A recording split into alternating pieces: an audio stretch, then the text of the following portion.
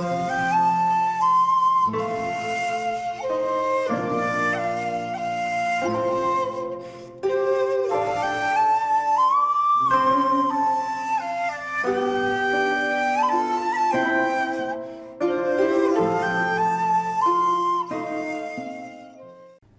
there, this is Solitary Ronin from Solitary Ronin Films, and welcome to another Backlog Cleared video. Today's Backlog Cleared is BFI Flipside. Now, I don't have a lot of titles, but it still counts. BFI's Flipside is obviously separate from BFI. That's a separate backlog that I haven't cleared yet. This is a numbered series, but I don't have all the numbers. Maybe one day, but again, it's a range that I'm not particularly interested in all the titles. This is a range that was launched around about 2010-ish, 2009, and it's pretty much British films and some TV that's perhaps less well known, some underground things. Some films from directors that went on to more famous things, but this is kind of their beginnings, or documentary filmmakers, kind of niche filmmakers, or filmmakers that just made a few films. So it really is a mixed bag, from avant-garde stuff to kind of exploitation cinema, of the 60s and 70s mainly. There are exceptions to that, but we'll start with spine number 000, which is actually a DVD, and this is Kim Newman's Guide to the Flipside of British Cinema. And yes, that is a very young Helen Mirren on the front, because that was her first part. This was shot in 2010, so that's why I'm saying it's perhaps they started releasing them just probably before that. So Kim Newman, if you don't know, is one of the more famous kind of extra specialists. He does commentaries for lots of labels. He's mostly kind of famous for horror. He also writes vampire novels, amongst other things. But he really has, he'll pop up on Western box sets and pretty much Giallo, and pretty much any box set Kim Newman will pop up on. So he gets his own special Flipside introduction. You have the booklet. So this is really for the first 9 Flipside releases. So and I only have 2 of the first 9. So you also have London in the Raw, Primitive London, which again is more kind of a show into the Soho and strip clubs in London. Herostratus, All the Right Noises, Man of Violence, that kind of girl, and Permissive. So Kim Newman talks for about 37 minutes on the first 9 releases. There's also a couple of films by John Irvin, who went on to direct Hamburger Hill and Raw Deal and Dogs of War.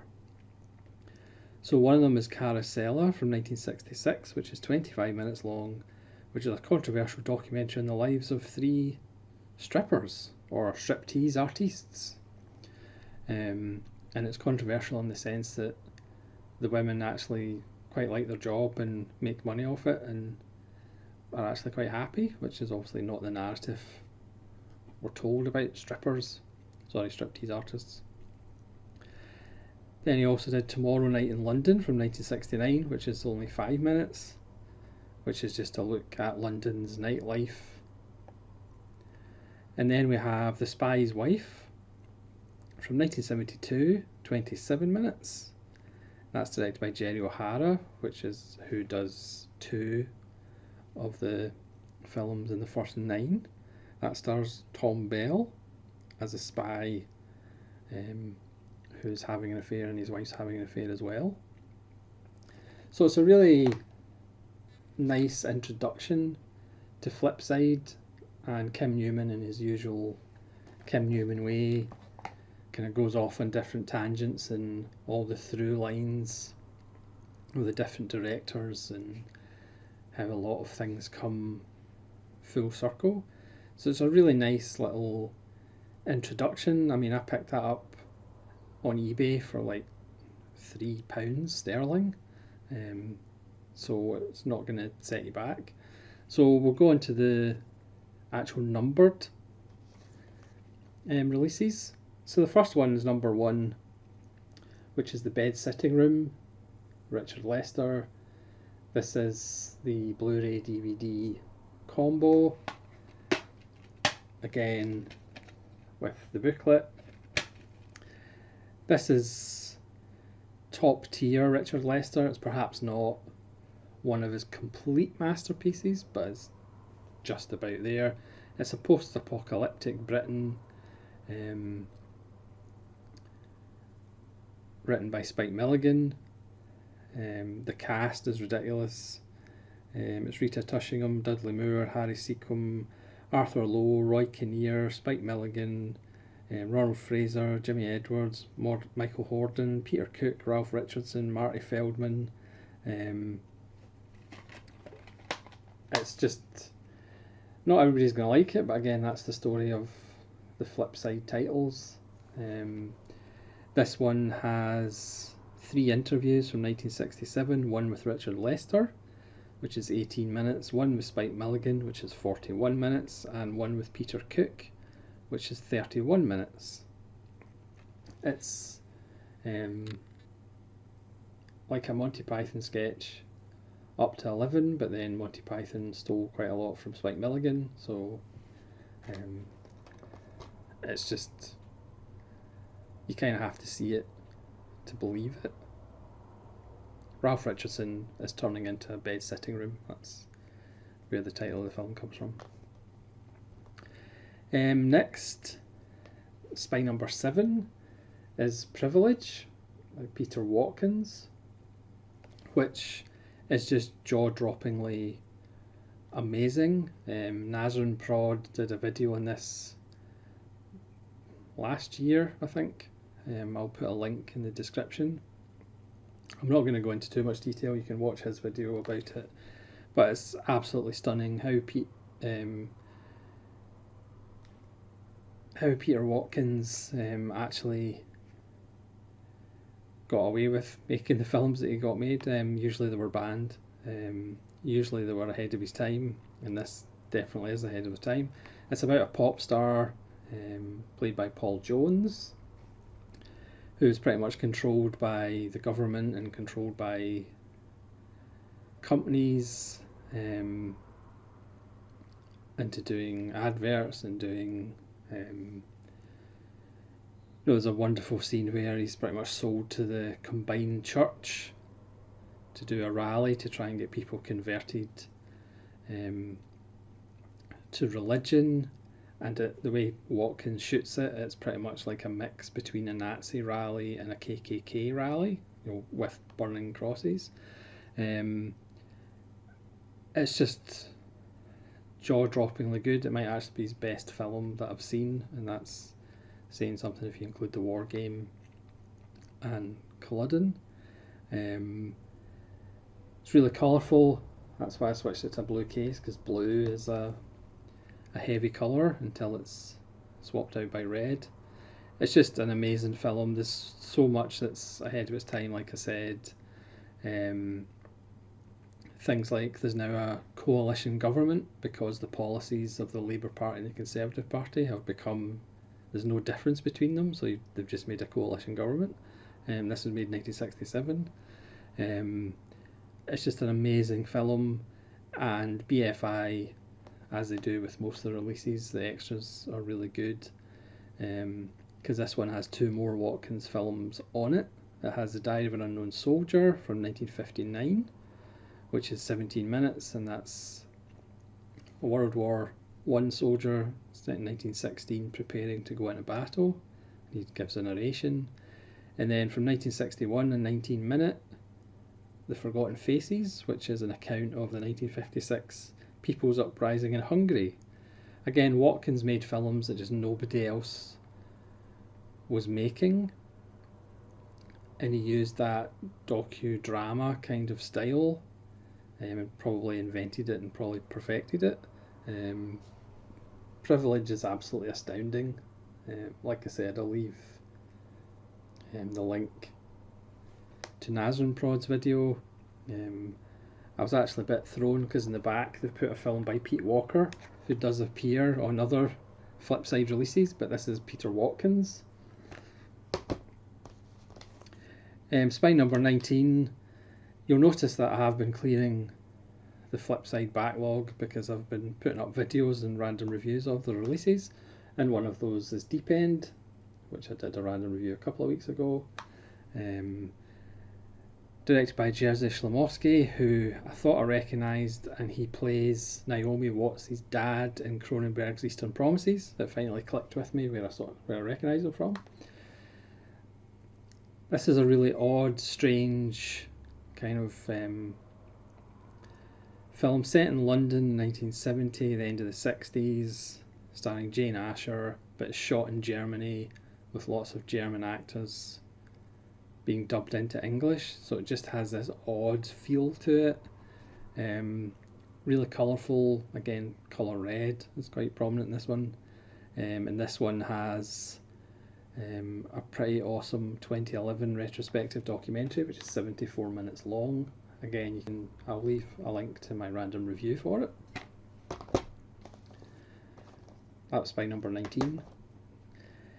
Spine number 21, strangely enough, is a film I've just done a random review of.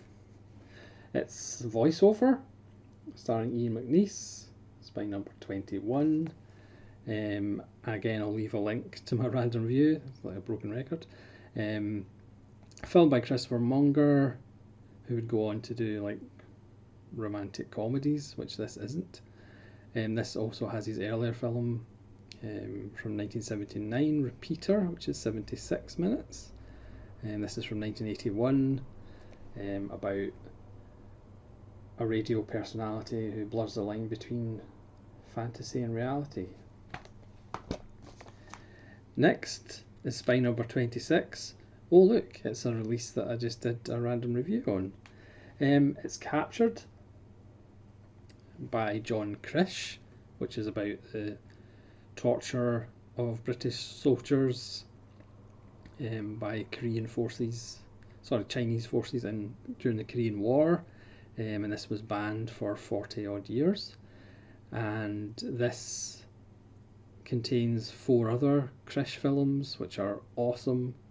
There's one about the dangers of playing on a railway, there's one about the prison service, there's a couple of his safety films they did, to kind of made documentaries, a few features and safety films, things like that. I did an In the Frame on Krish, I think it was last week. So that's spine number 26, again I'll leave the link for that one. Spine number 29 is That Sinking Feeling, Bill Forsyth's wonderful, endearing debut from all the way back in 1979, about a bunch of unemployed Glasgow guys who decide to rob a factory.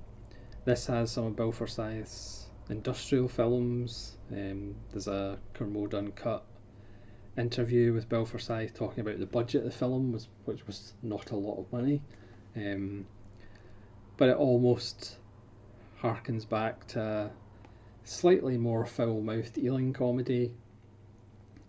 It's not perhaps as polished as some of his later films, but again, considering they made it for like a couple of £100 essentially, slightly more than that, but not by much, it's quite an impressive debut. And then finally, one that's a little bit different is spine number 41. I think the spines go up to about 40, and this is the 41st, and this is Short Sharp Shocks, which is quite hard to say. Volume 1. Volume 2 is coming out quite shortly. And this is a series of television, little short kind of ghost stories or creepy stories. I liked it, but it wasn't that great. It's one of those things I would probably recommend picking up in a sale. I certainly won't be buying volume 2 at full price. I'll probably wait until that's in a sale. I think it's about 9 little films, and they range from 1949 all up to 1980. Again, some really good extras as well, but it kind of sticks out because it's more of an anthology thing rather than individual titles. But that's by number 41. Again, I don't know whether they're going to continue to do features. Again, the titles themselves are fairly random, apart from